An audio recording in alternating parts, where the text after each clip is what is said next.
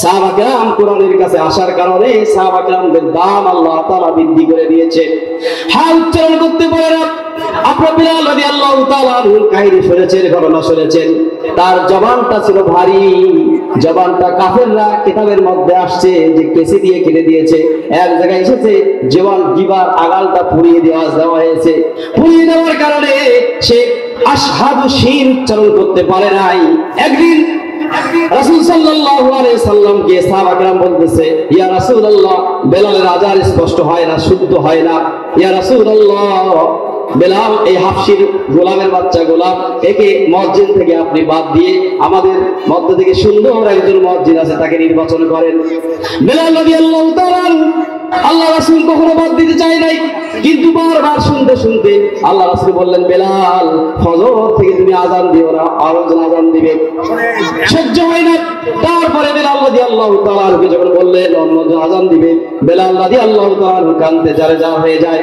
সাহাবী যখন আযান দেয়, ফেরেশতা নেমে এসে বলতেছে, ইয়া রাসূলুল্লাহ, আজকে কি মদিনার মসজিদে নববীতে আযান হয় নাই? আল্লাহ রাসূল বললেন, আযান হয়েছে। কত সুন্দর কণ্ঠে আযান হয়েছে। ফেরেশতা বললেন, ইয়া রাসূলুল্লাহ, আমরা আযান শুনতে পাই নাই। প্রতিদিন আমরা আযান শুনে আযানের জবাব দেই, কিন্তু আজকে আযান শুনতে পাই নাই। যে প্রতিদিন আযান দেয় তাকে যদি আযান না দেওয়ার ব্যবস্থা করেন, তাহলে কিয়ামত পর্যন্ত অন্ধকার থেকে যাবে, আর কোনো ফর্সা হবে না, সকাল হবে না। আল্লাহ রাসূল আযান দিতে বলেছিলেন। বেলালের আযান প্রথম আসমান, দ্বিতীয় আসমান, তৃতীয় আসমান, চতুর্থ আসমান, পঞ্চম আসমান, ষষ্ঠ আসমান, সপ্তম আসমান, আরশে আজিম পর্যন্ত পৌঁছে গিয়েছিল। বলি সুবহানাল্লাহ। বেলাল রাদিয়াল্লাহু তাআলা আনহুকে নিয়ে আযান দেওয়ার ব্যবস্থা করেছে, আবার সকাল হয়ে গেছে। বলি সুবহানাল্লাহ। সেই বেলালের ঘটনাটা একটু আপনাদেরকে শোনাই। মানুষটা ছিল একদম কালো, চেহারাটা অত সুন্দর নয়, নাকটা ছিল বোচা টাইপের, ঠোঁট গুলো ছিল এমন খাবড়, ঠোঁট দিয়ে লালা বেয়ে পড়ে। এমন মানুষটাকে আল্লাহ তাআলা ইসলামের জন্য পছন্দ করেছেন, কবুল করেছেন। ফলে রাসূলুল্লাহর পেছনে প্রতিদিন নামাজের ইকামত দেওয়ার জন্য আল্লাহ তাআলা তাকে নির্বাচিত করেছিলেন। বলি সুবহানাল্লাহ। বেলালের ঘটনা একটু শুনাই। বিশ্বনবী একদিন খেতে বসেছেন, নবীজি খেতে বসেছেন। বেলাল রাদিয়াল্লাহু তাআলা আনহু নবীজির সামনে দিয়ে হেঁটে যায়। বিশ্বনবী বললেন, ইয়া বিলাল তালহেনা, ও বেলাল, এদিকে এসো, আমার সঙ্গে খেতে বসো। বেলাল রাদিয়াল্লাহু তাআলা আনহু দাঁড়িয়ে দাঁড়িয়ে চোখের পানি ছেড়ে দিয়ে কাঁদতেছে। আমি তোমাকে খেতে বলেছি, তোমাকে কাঁদতে বলি নাই, কাঁদো কেন? বেলাল রাদিয়াল্লাহু তাআলা আনহু বললেন, ইয়া রাসূলুল্লাহ, আপনি সাধারণ কোন নবী নন। এই পৃথিবীর মধ্যে যত নবী আল্লাহ তাআলা পাঠিয়েছেন, সমস্ত নবীদের শ্রেষ্ঠ নবী হিসেবে আল্লাহ তাআলা আপনাকে নির্বাচন করেছেন। সুবহানাল্লাহ। সমস্ত নবীদের শ্রেষ্ঠ হিসেবে আল্লাহ তাআলা আপনাকে পাঠিয়েছেন। আবার বলি সুবহানাল্লাহ। ইয়া রাসূলুল্লাহ, আজকে ইসলাম গ্রহণ করার কারণে আমিও শ্রেষ্ঠ হয়ে গেলাম। ইয়া রাসূলুল্লাহ, ইসলাম গ্রহণ করার পূর্বে আমি যে বেলাল একজন মানুষ ছিলাম, আমি কখনো চিন্তাও করিনি, কখনো কল্পনাও করিনি।